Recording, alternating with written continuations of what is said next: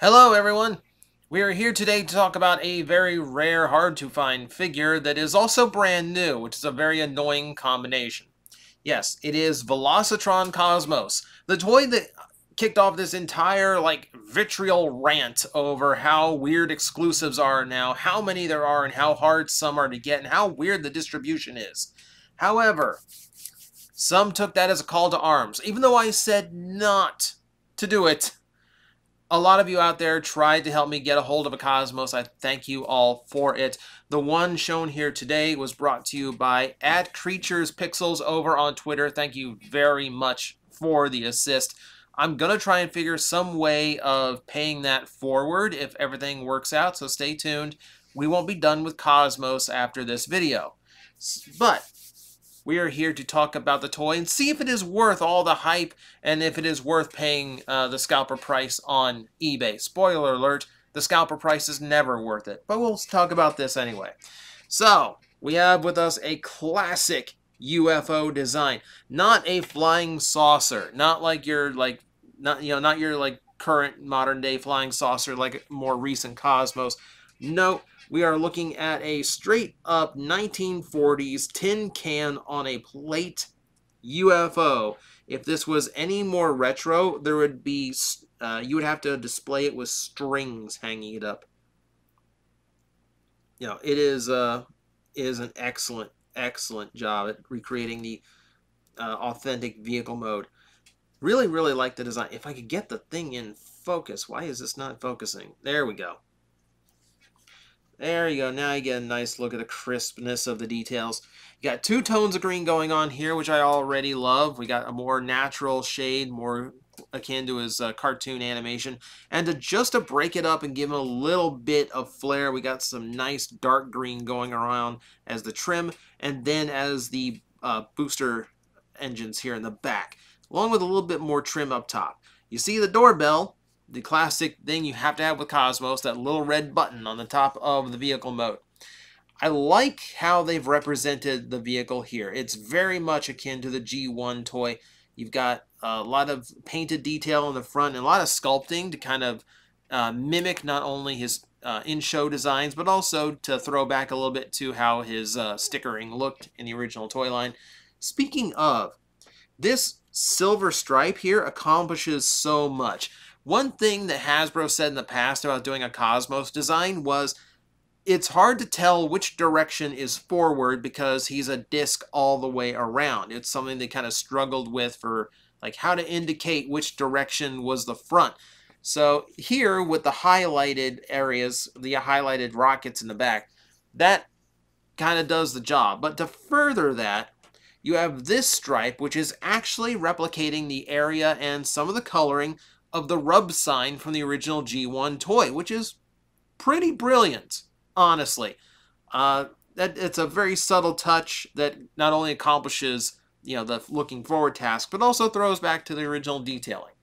And speaking of, the attention to detail on this is actually really good. The original Cosmos did have these little guns molded on the front. They're represented. These grooves in the original Cosmos would have been yellow because that's where his legs were.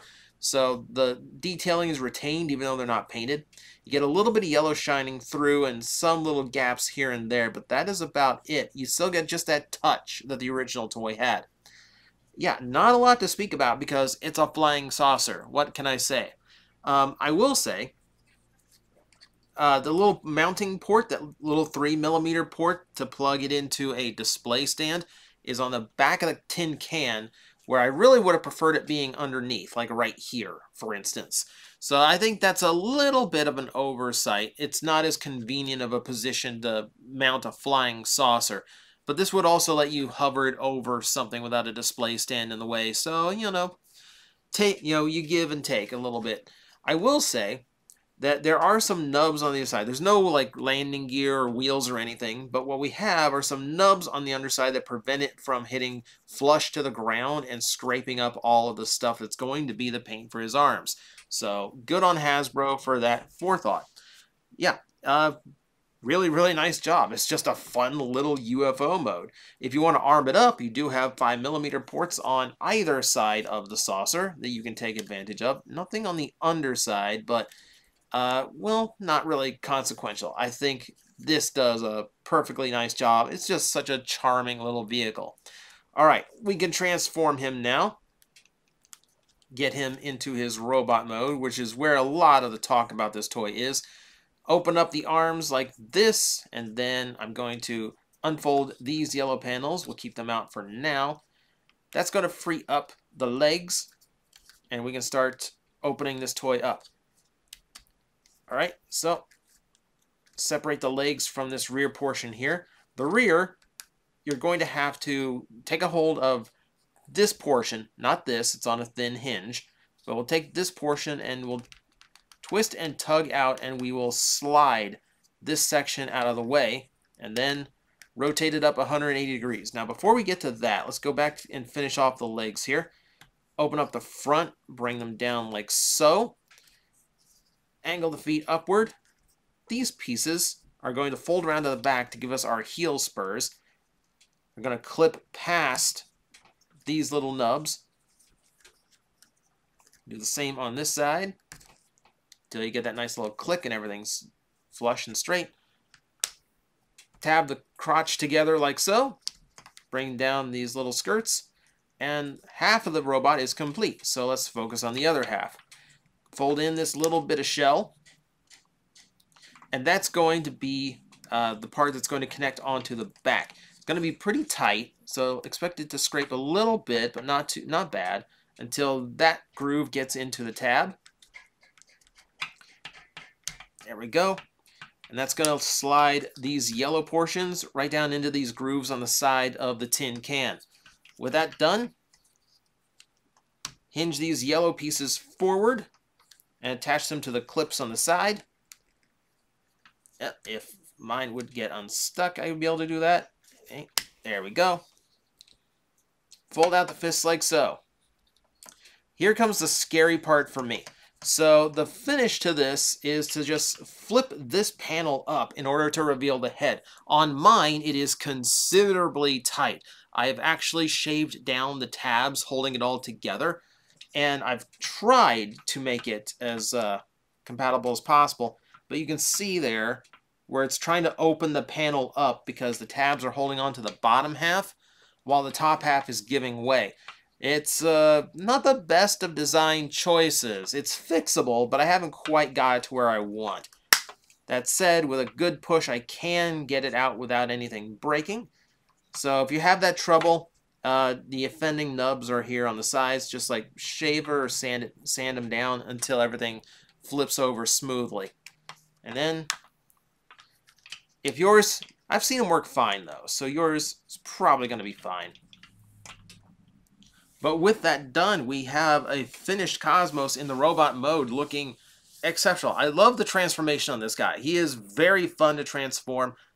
Intuitive and classic in design at the same time. You have elements from the original transformation present, a lot of modern touches going on, and pretty clean overall. We don't have a whole bunch of junk left over. All right, so I want to be quick about this. I want to get into this quite badly. So let's go ahead and we'll take a look at the head. And the head is rendered very, very nicely. You got the mouth plate done.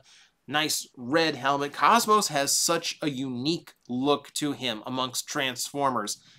So it's really nice to see how well rendered the head is. It's animation accurate and very, very cool looking. Yeah, it's different, but hey, it's a UFO transformer. It's a robot in disguise that can literally disguise himself nowhere. So it's kind of cool. It's kind of cool to actually see everything is rendered quite correctly on him. As opposed to a lot of figures who try to modernize and update Cosmos, this one is trying to be as old school as possible. The toy does have the bulk and like size of a deluxe overall, especially if you are now used to those smaller deluxes based on the mini bots like Cliff Jumper and Huffer, for instance. He comes across very, very well as one of those. Very wide, a little bit stocky. I could use like a little bit more stockiness in his overall robot mode, But for what this is, I feel like it is, at the very least, a really nice rendering while still making him heroic looking enough to really present himself as, a heroic Autobot. What I love about this transformation is how much yellow just shows up out of nowhere. You get little touches from exposed engineering in the vehicle mode, and then just bam, now it's like the primary color. I love color transformation in Transformers, where like that, where you like it just hits so much harder when the form change from vehicle to robot when the color looks so different. And this does it exceptionally well. Helps when almost all of the vehicle mode has vanished. Really just the tin can and the feet give away the flying saucer mode. Everything else is kind of pushed toward the back. Speaking of the back, we look on the back. Look at that. Like a little bit of kibble on the back just to kind of get rid of like that rear shell of the flying saucer, but that's really it. Like that comes across really clean, and just to show you like how clean, just kind of show you like sometimes there's just no avoiding that.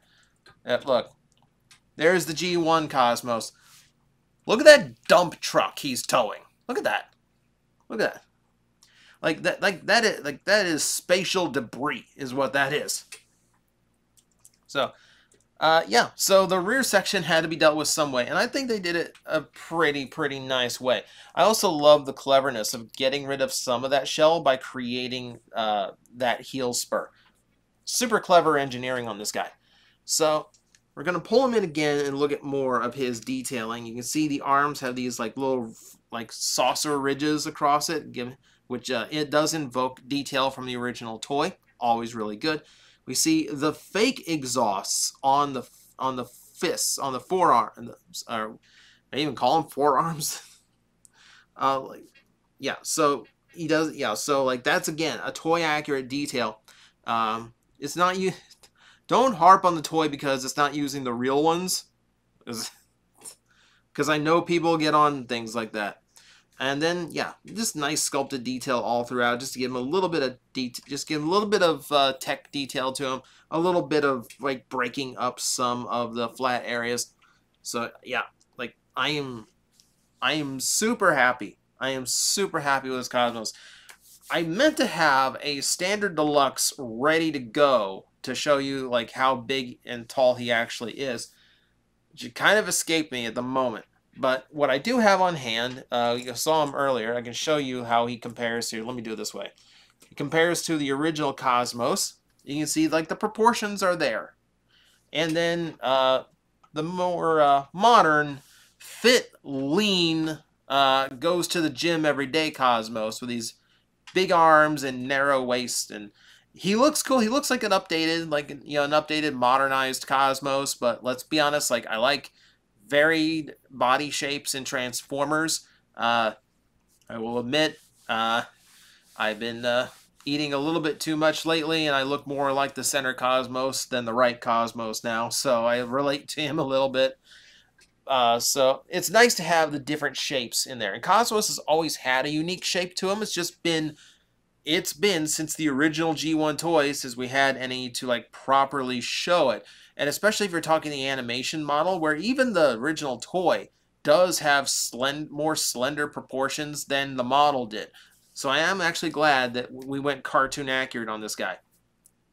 So I can get into articulation here. So the head is ball jointed and actually has some really great play to it. He can tilt his head to the side. He can look upward. He can look downward. You can get some really expressive stuff out of that head design. Universal shoulders working really well. Bicep rotation, full 360, everything fine. 90-degree elbow bend. No wrist rotation, unfortunately.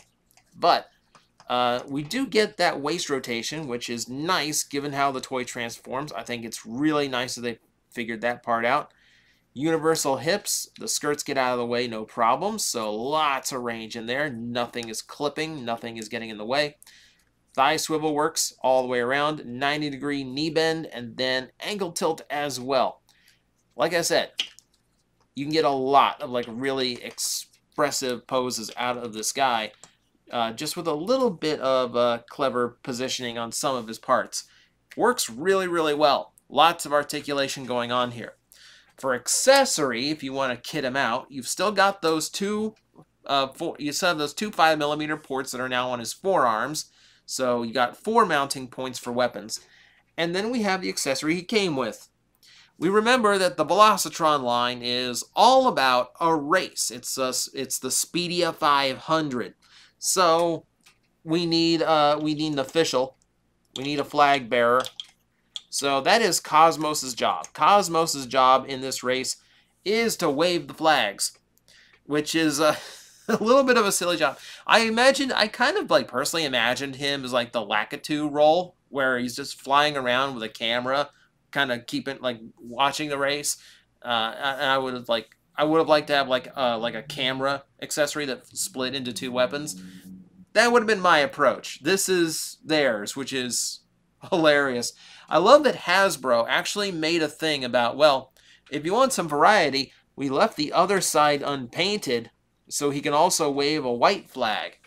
And I get how a white flag is also a thing in racing. It means there's 1 lap left, but you're also dealing with Autobots and Decepticons who are locked in a millennia, eon old Civil War. Waving a white flag is not the best thing a heroic Autobot can do in such situations. But nevertheless, it's an interesting accessory to have. It does pop off, and I guess you can mount that on the side of his vehicle. I kind of wish it plugged into the back of the vehicle so I could actually have it like flowing in the breeze, which I guess it can. I guess it can. So, okay, in this mode, it doesn't really work here. I'm going to leave that butt flap there. And then we're just going to talk about his actual weapon accessory, which, thanks to that flag mode, does have a 5mm port if you want to expand upon it. But besides that, is just a pretty simple blaster. Nothing too shocking, nothing too surprising. But that's going to do it for our Velocitron Cosmos. As a figure we've been waiting on for a long time, a show-accurate Cosmos that appropriately showed like his proper, unique proportions rather than slimming him down or making the action hero out of him. I think this is a fantastic job. So, like, inherently, by being the only deluxe in Velocitron who's a new mold, he's already the most interesting of the deluxes that we have. So, it is a shame that we might not get another run of him, or that he's going to stay as 1 per case, because it's absurd that a figure this good, that is this popular with fans, is being left out in the cold. It's weird. It's not fair to Cosmos. It's what it is. It's not fair to people who have been waiting for Cosmos for so long. But if you can get your hands on it, yeah, it's a fantastic figure. Really happy with how he works. Really happy with the way everything looks. He's a charming dude. I'm really, really happy with this. So thank you again for everyone who went out and started chasing after it along with me so I could get my hands on one. And now, if you actually did manage to find one, please keep it, enjoy it. It's a very worthy figure. Guys, I am facing the most powerful enemy any YouTuber can face, the algorithm, and I need your help to defeat him. Hit the like button, hit the subscribe button, hit the notification bell, and leave a comment. Every time you do, we attack that algorithm and we drive it back until it can no longer defeat this channel. Thank you very much.